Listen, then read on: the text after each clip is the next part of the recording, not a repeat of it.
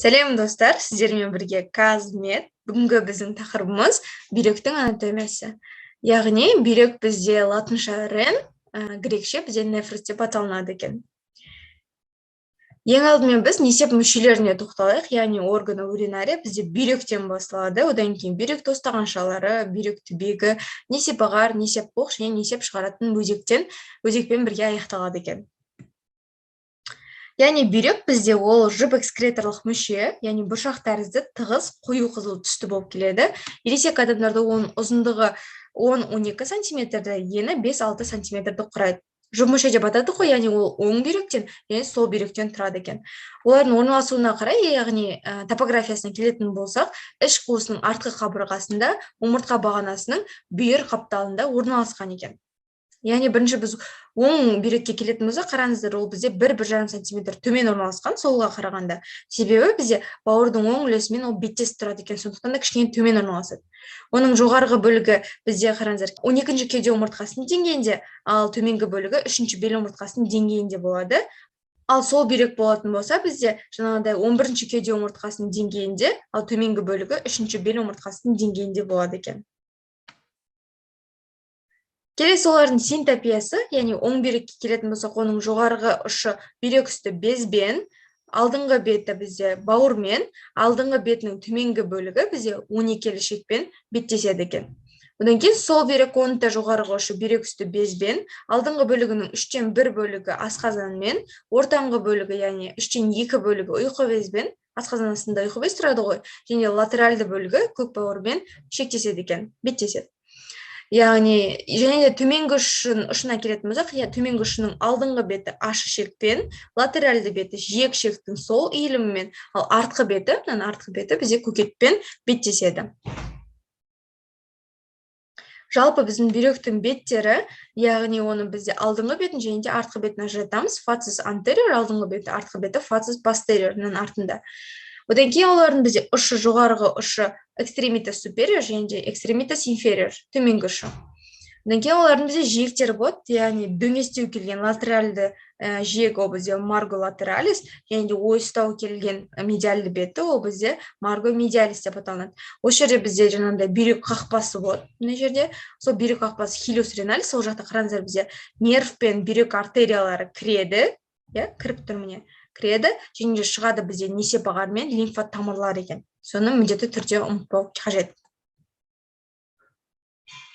Жалпы одан кейін бізде бүйрек қабықтары, яғни сыртқы бетін бізде фиброзды қабықпен жабылған капсула фиброзамен, бүйрек паренхимасынан ол бізде оңай сылынып алынады екен. Оның құрылысы жағынан дәнек әртінді талшықтармен бірыңғай салалы бұлшықеттерден тұрады. Одан кейін бізде капсула адипоза майлы қабық, яғни фиброзды қабықтың сыртында орналасады. Бүйректің жаңағыдай артқы бетінде жақсы дамыған екен. Ол бізде бүйрек майын түзеді, корпус адипозум параренале. Және де осы жерде есте сақтау керек, сол бүйрек майы бізде азайып кетсе, бүйрек жаңағыдай қозғалмалы келеді. Яғни бізде фиксациялық аппаратына кіреді екен. Ол жайында біз қазір алдағы уақытта айтатын боламыз. Келесі бізде фация реналис, сол бізде бүйрек шандыры, ол екі бүйрекке де ортақ келеді. Екі табақшадан тұрады, бүйрек алды және де бүйрек арты. Іш астармен экстраперитониальды жабылған екен. Жалпы жаңағы фиксациялық аппараты, яғни бірінші бізде ол құрсақтық қысым, іш қуысы, көкет, шаттың бұлшықет жиырылулар нәтижесінде бүйректік аяқтар, яғни бүйректің қан тамырларына, нервтеріне, лимфа тамырларына, несеп ағарға байланысты, және де іш астар байламы, яғни ол бізде ішкі мүшелермен тығыз жанасып орналасады. Бұлшықеттік деңгей. Міне осы бұлшықеттік деңгейде біз екі түрлі маңызды бұлшықетті айтамыз, яғни ол белдің үлкен бұлшықеті және де белдің шаршы бұлшықеті екен. Одан кейін жаңа айтқан бізде майлы қабық. Енді кезекте оның ішкі құрылысы, яғни ол бізде қыртысты заттан және де майлы заттан тұрады. Қыртысты заты бізде кортекс реналис, яғни ол бізде сары қызғылт түсті. Осы өз кезегінде оны бізде жарық бөлігін, парс радиата және де қою бөлігін ажыратамыз, яғни парс конволута. Одан кейін міне майлық заты медула реналис, көгілдір қызғылт түсті. Ол бізде 10-15 шақты пирамидалардан және олардың арасында орналасқан бағаналардан, яғни колумна реналистерден тұрады екен. Міне, осы әрбір пирамиданың арасында бізде осындай бағаналар болады, бөліп тұратын. Одан кейін бізде бүйрек негізі өзі 5 сегментке бөлінген. Яғни мына суреттерде біз анық көре аламыз.